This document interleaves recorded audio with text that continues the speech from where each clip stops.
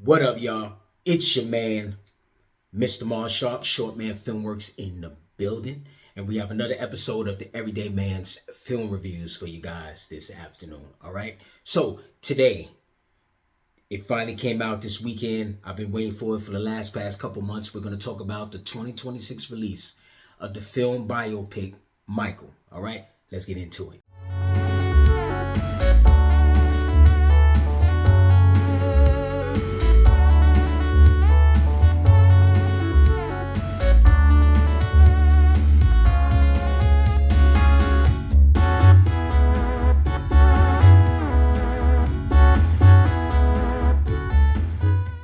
All right, y'all. So here we go, man. A couple months ago, the trailer for this movie came out, and I want to say I seen the trailer for this movie back in, I think it was January, I believe. Matter of fact, no, it might have been before that, because I think they was pushing this movie at the end of last year when I seen this trailer for this movie. So it was one of the movies that I was looking forward to seeing when it came out. So yeah, it was probably maybe about 5 or 6 months ago when the trailer came out. And when the trailer came out, I kind of was just like, okay, you know what? I'm not going to watch any more trailers because there was a couple more after that.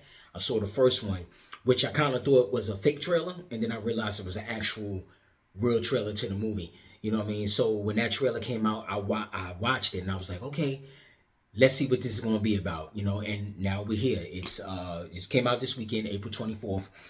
The film biopic of Michael, starring Jafar Jackson, Coleman Domingo, Nia Long is in this, and it was directed by Antoine Fuqua. All right, and I'm not going to give up a lot because I know it's fresh, it's brand new, it's out right now, and I'm not going to give up too many things because I don't want to spoil it for people that's going to go see it, because I think this is probably one of the most anticipated movies of the year. I know, especially amongst Black folks, this is one of those movies that we are waiting to see, and we hope it does it gets its just due, and I hope it gets the recognition that it needs. Okay, so we're gonna start off with the movie. The movie basically gets into Michael Jackson's life from a certain period of time. It doesn't go extensive. It starts from his younger years.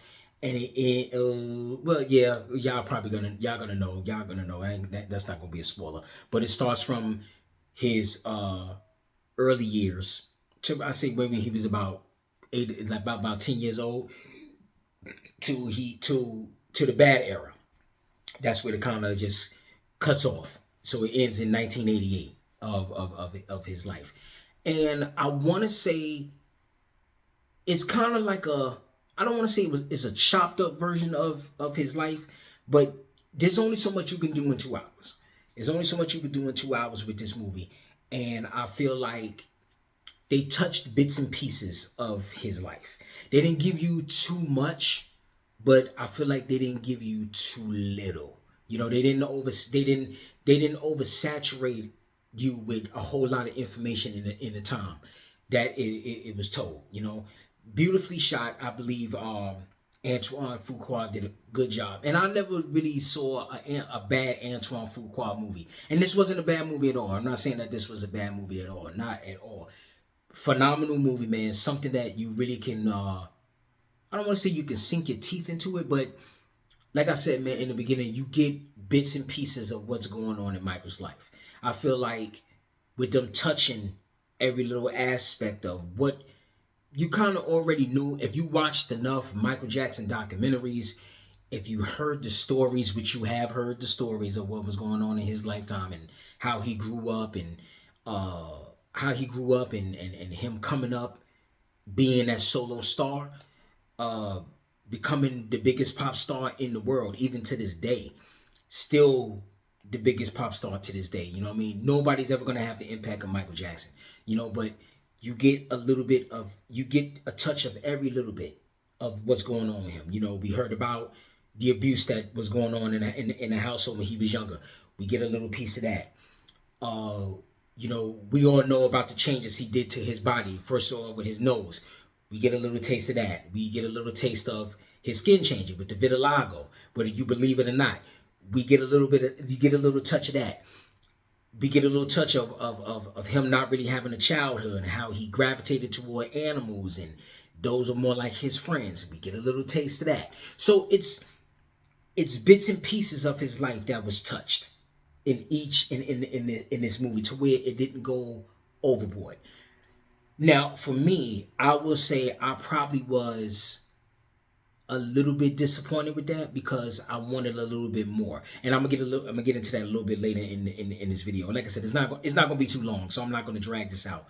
But I say that was a little bit of the disappointing part with me, where we got a little piece of everything. We didn't really get all of what's going on. So I kind of feel like this was a crunched version of what we got in Michael's life. You know what I mean? And I think by far this is the best movie that's been done on Michael Jackson. As far as the ones that was done before, you had the one done with Flex Alexander, which was a fucking train wreck. I don't know why they got that man to do that movie.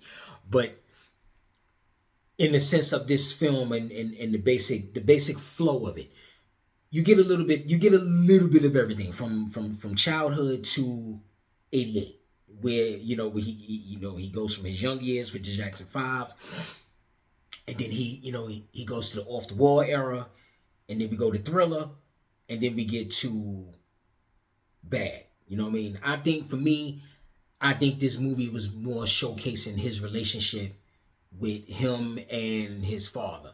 You know what I mean? Because you can clearly see that Joe Jackson is the clear villain in this film. And Joe Jackson was always portrayed, even in real life, as the villain. You know what I mean? In their lives, from the stories that you heard about the Jackson family, not just Michael, just the Jackson family. You know what I mean? He was always portrayed as that villain, and they did the same thing in this film, which I don't want to say that disappointed me too, because it didn't.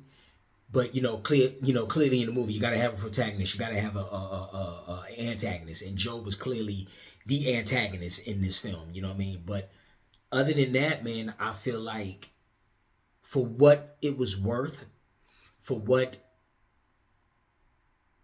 films are today, because I think a lot of films now are watered down versions of what they used to be. You know what I mean? And I feel like for what they wanted, for what they needed to tell, I ain't gonna say needed to tell, but for what they was, I don't even want to say what they was allowed to tell, but for what in the film standings and what it looks like right now, this is what they did with the film. Now, I know it's kind of I know I'm coming off as I'm disappointed with the movie. I'm not disappointed with the movie. I kind of expected a little bit more, but I was satisfied. You know what I mean? So I don't want y'all to come off like, oh, hey, he's smashing the movie, he's bashing the movie.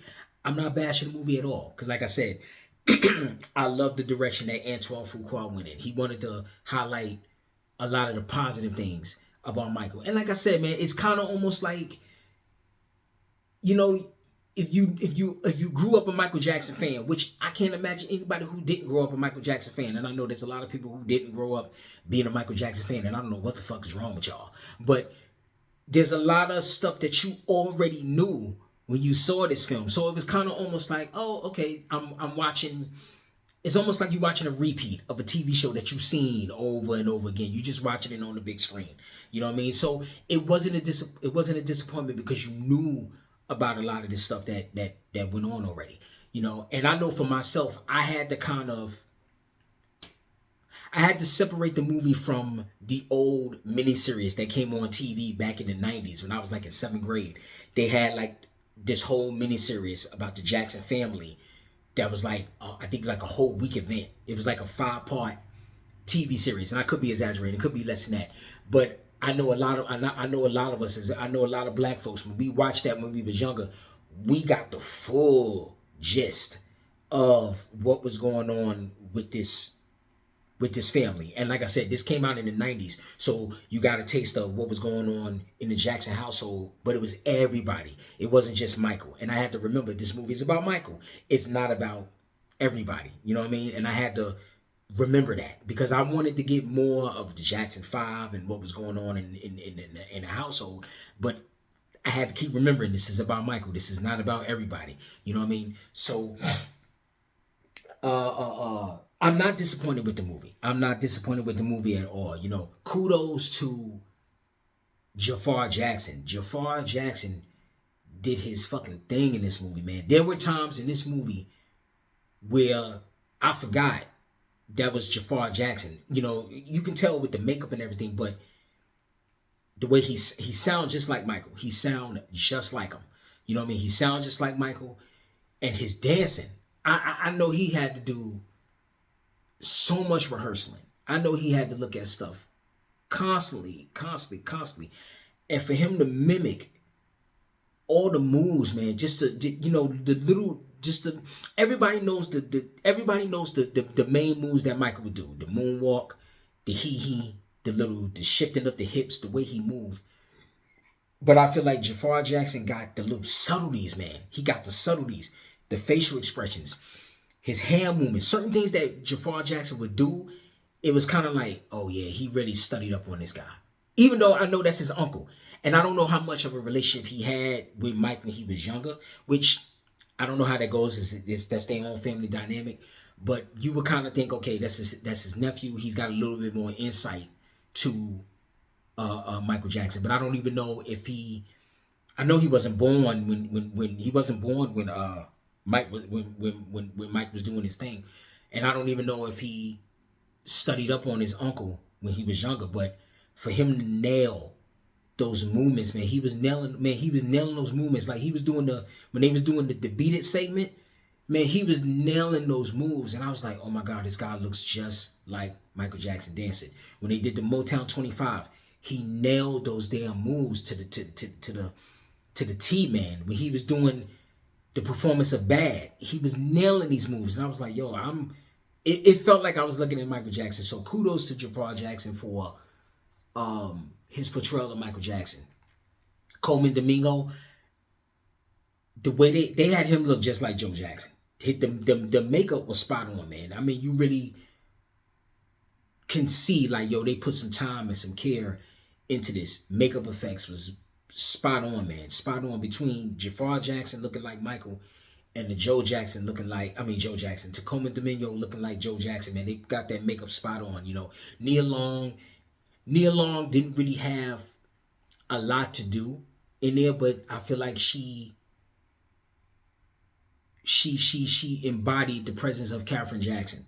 Because even when anytime you ever saw Katherine Jackson, she was always like this calm, majestic, queen-like woman. You know what I mean? And I know that's a public image. I don't know how she was behind closed doors, and I don't think her public image wasn't too far from what it was at home, but she was always this majestic queen, regal type of woman. And I feel like Nia Long brought that out. But I also feel like what they did with Nia Long, she was going along with the program of Joe Jackson, you know what I'm saying? Which I kind of felt like that kind of downplayed a little bit of her strength, because I know she had a whole lot of strength going on with her. And once again, I'm comparing Nia Long's portrayal of Katherine Jackson with what Angela Bassett did in the TV series. And what Angela Bassett did was a little bit more, she had a little bit more strength, and I feel like she had a little bit more depth.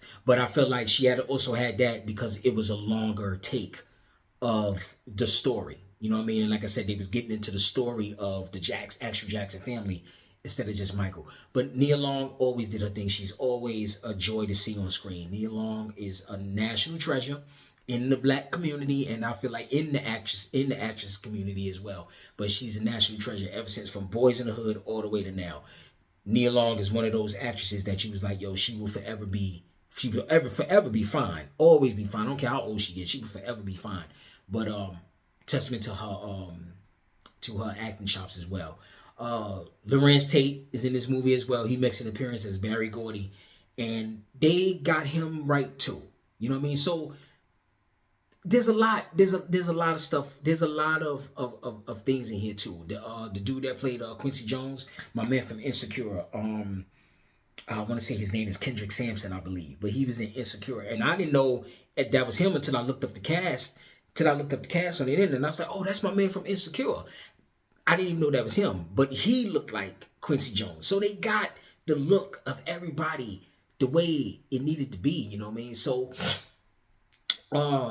shout out to the movie, man. I feel like I said, man. I feel like they hit small points in the movie, but I feel like it could have been more. I think if the movie would have ran a little bit longer, it was only a 2-hour movie, which is that's kind of subpar for a biopic. Usually a biopic is usually 2.5, close to 3 hours. And I think if they had a little bit more time, it would have been, I'm not gonna say it would have been told better, but they could have expanded on a lot more things. You know what I mean? And I also think too, which is what I was saying in the video, in the earlier part of the video, with the way things are going now, I think this probably would have been better as a TV series more than a film. You know what I mean? I think if they would have put this on Netflix or put this on Hulu and made it a 1-season thing where they told it in 1 season, and maybe every episode they dealt with maybe a 5-year span or a different decade in Mike's life. And I think if they would have did that and still had the same people attached, still had the same people, still had Jafar Jackson, Coleman Domingo, Nia Long, Lorenz Tate, my man that played Quincy Jones. I think if they would have did it as a TV series, it would have been a little bit more grand. You know, it would have been a bigger thing. I think it would have been a little bit better. You know what I mean? Like I said, I'm not saying it's a bad movie, but I think it would have been a little bit better because you would have had more meat on the bone. I feel like they didn't give you a lot of meat on the bone. You know, it's like they almost got it. It's kind of almost like they gave you an appetizer. You're satisfied with the appetizer, but you want more. You're still hungry. And I still was a little bit hungry after leaving the movie theater. Not in a disappointing way. I was full, but I wasn't full. If you get what I'm saying, you know what I mean. I ate the appetizers. I had the boneless wings. I had a little bit of the little sampler with the onion rings and chicken tenders and cheese sticks, and I had a little quesadilla.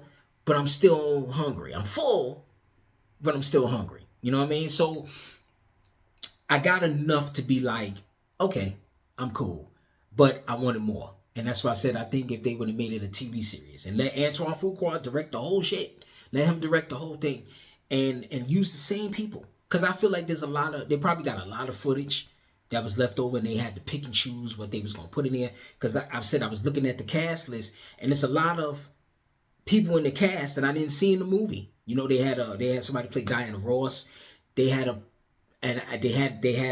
picture of Derek Luke being Johnny Cochran, and I can imagine that was when he went to trial in his later years. So that's why I'm like, okay, I think it should have been expanded. You know, but it should have came out on Netflix. I think this should have came out on Netflix as a TV series. And if it would have came out on the TV series, I think a lot of people be talking about it. You know what I mean? I think a lot of people won't be talking about it now because the theater wasn't packed, but this is the most people I've seen in a movie theater since, oh man, what was the last movie I seen and it was actually packed? Sinners. Sinners was the last movie I actually seen and the movie theater was packed. Not packed to a sold out capacity, but there was people in the movie theater. Like there was people in the movie theater, and this is how much people not going to the movie theater. And I know at least for me, I still go to the movie theater, but a lot of times I'm going to the movie theater and there's nobody there. There's like maybe, I don't know, there's like a handful of people, maybe 10, 15 people in the theater. Yesterday, it probably is about a good maybe about 50 people in the movie theater, man. And for this day and age, that's good because shit is coming out in the movie theater and it's streaming in a month. You know, and I remember and seeing this, it's 2 girls behind me and they talking. And I'm used to being in the movie theater with people talking, but it's been so long since I've been in the movie theater with so many people that it was starting to fucking annoy me. You know what I mean? And I usually don't get annoyed when I'm in the movie theater and people behind me talking. But they talking and I'm like, oh my God, man, I wish these chicks would shut the fuck up. You know what I mean? And they weren't talking loud. It was just a little chatter. But then after a while, after watching the movie, I kind of got adjusted to it again. And then it made me realize why I like going to the movie theater, because I like the human interaction. They was talking behind me. They was kind of whispering to certain things. And I was starting to get into stuff while I was in the movie theater. That's why I said this is not something that I didn't enjoy, because I did. I'm starting to get into certain things, and certain songs are playing, and I can hear people down in the other row. They starting to sing. I'm hearing feet tapping. So it was a nice interactive experience to be in this movie theater. You know what I mean? So like I said, it didn't disappoint me. Like I said, it's appetizer food. You eat it, you get full, but you're not over full. You're satisfied. You're like, okay, I'm satisfied, but I want more. I want the main course now. So shout out to Antoine Fuqua, directed a great film. He's a great director. You know what I mean? Like I said, I've never seen a movie with Antoine Fuqua's that I was disappointed with. You know what I mean? And shout out to the legacy of Michael Jackson, man. There's so many Michael Jackson stories that I have in my lifetime. You know what I mean? For me being young and, listening to Thriller on vinyl when I was younger, listening to Bad. You know what I mean? Those are to me growing up, those are the two most quintessential Michael Jackson albums growing up in my household, man, because Thriller was on repeat in my house, man.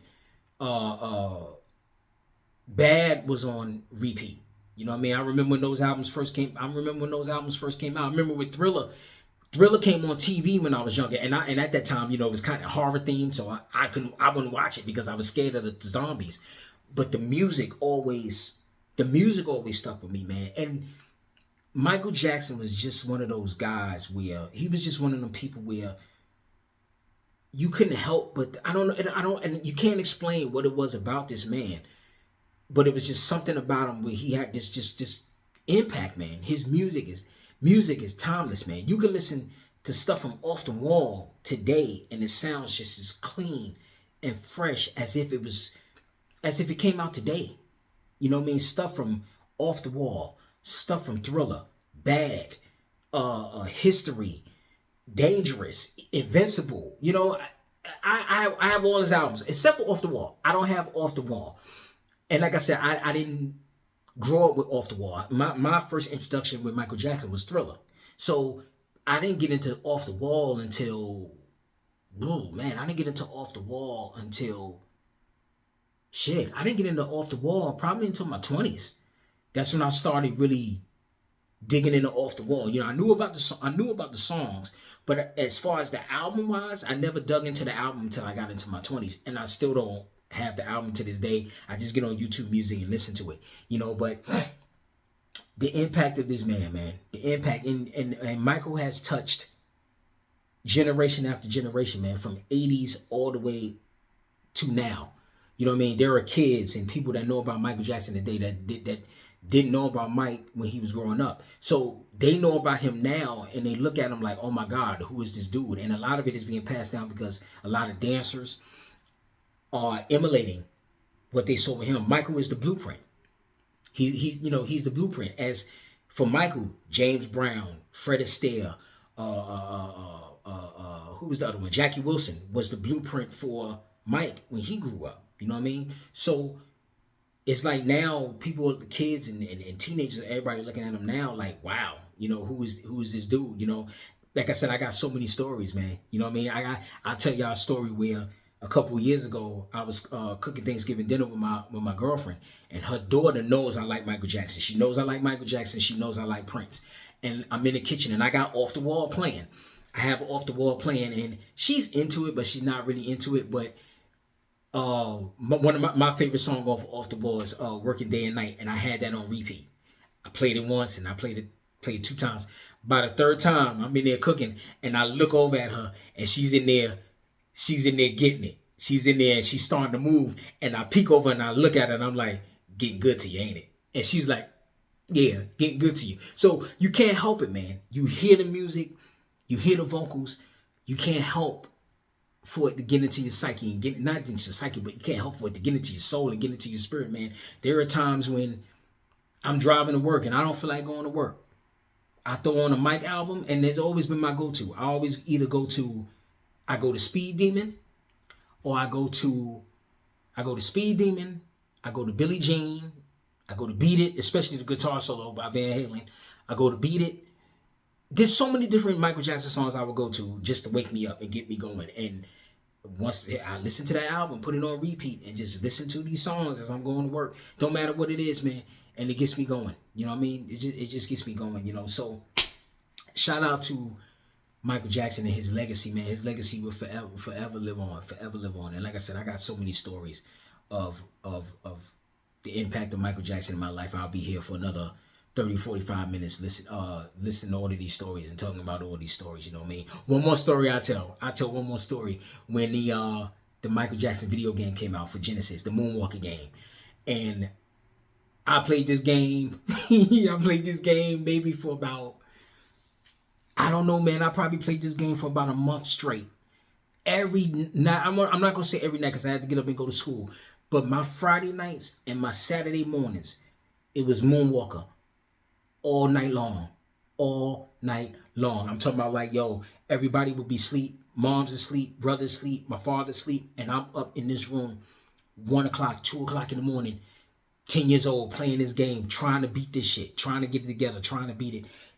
And I remember when I first got that Genesis, and my father would tell me, I think by like the second or third week, he was like, yo, I hear Michael Jackson in my sleep all night long because I'm literally playing this game every single weekend. Every Friday night, every Saturday morning, I'm playing this game over and over and over and over and over again. And like I said, I remember him telling me he was hearing Michael Jackson in his sleep because I'm playing this game. I'm playing this game so much, man. So that's another one of them stories that cracks me up to this day, man, because I'm like, yo, I can only imagine him hearing Michael Jackson in his sleep all night long because I'm playing this game to death, man. But yeah, man, that's another one of them stories, man. But yeah, man. All right, let me get to the scale because this shit is running almost 30 minutes. I didn't know it was gonna run this long, man. But let me get to the scale. On a 5 thumbs up scale, I give Michael. What I give Michael? I'm gonna give Michael 3, 3.5. I'm gonna give Michael 3.5 thumbs up. Not because it was a bad movie. I'm gonna give it 3. I'll give it 3.5. And I give it 3.5 because I feel like it should have been longer, and I feel like it should have been a TV series. I feel like it should have been a TV series. Everything else in the movie was great. You know what I mean? The direction was great. The acting was superb. You know what I mean? The way it was shot. I love the way the movie was. I love the feeling of the movie. So I give it 3.5. You know what I mean? It was a good movie. When I put it up there in my top biopics, my number one biopic is always going to be Ray. So far, I haven't seen a movie that topped that. That's top tier biopic material. Ray, I put Ray as number 1. I believe, damn, did I put What's Love Got to Do with It or Elvis as number 2? I can't remember when I did Elvis because I know I had the same scale. I think I put What Love Got to Do with It as number 2, and then I think I put Elvis as number 2. Or it's flipped. It's one of those. And I think after that, after Elvis and What's Love Got to Do with It, I don't remember what I put after that as a musical biopic. I don't remember what I put after that. But if I put that in there, I probably will put this as number, I don't know what I put as number 4. And I really don't know if I had a 5th one. But as of right now, from what I can remember, I will put Michael as number 4. I put it as number 4. Damn, would I put it as number 4? Or would I put it as number 5? Because I really can't think of no other musical biopics that I've watched that I actually was like, I put that over. And I've seen a few. I just can't think of none off the top of my brain as of right now. So as of right now, I'll put Michael as number 4. Will I go back and watch it? Does it have watchability? Can I watch it again? Or was I good with the 1?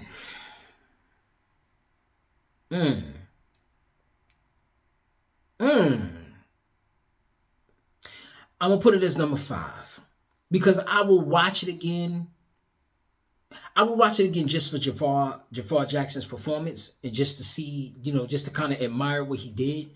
But as far as watch it as a movie as a whole, if it's on TV, I'll watch it. But if I'm strolling through just to watch again, I probably wouldn't.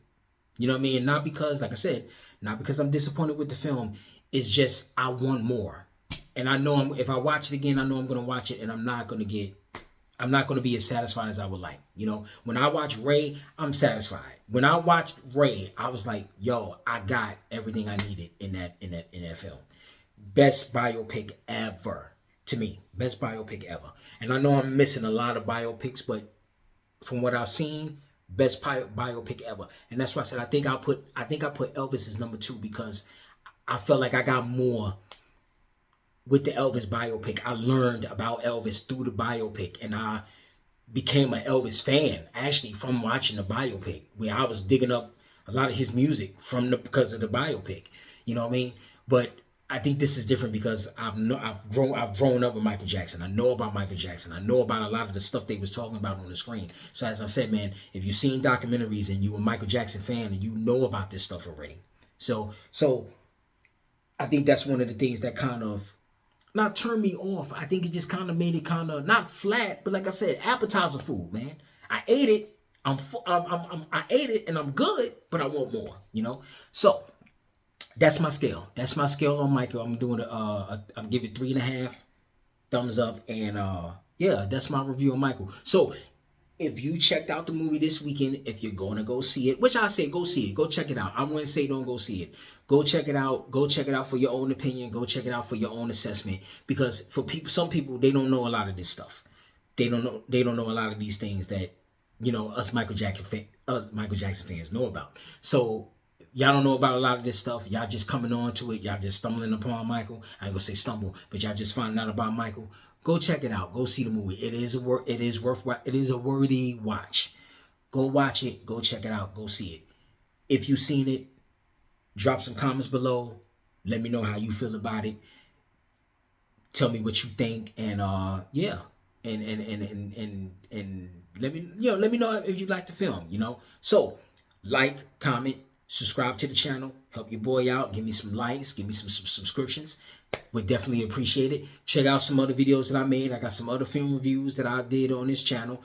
That goes back about 4 years. There's some other film reviews. I have Motivational Mondays that I do for motivation, where we all going through some things, and we are all going through dreams and goals and pushing for what we want. And you might need a little pick-me-up at the beginning of your week, because it's Monday. You might not want to do what it is that you got to do for the week. So come back to the channel. Check out Motivational Mondays. I got a slew of those videos on here. So check it out. All right. So check it out. I'm your man, Mr. Marshall. This is Short Man Filmworks, and these are the Everyday Man's Film Reviews. I will see y'all on the next video. Y'all take care, and y'all have a good one.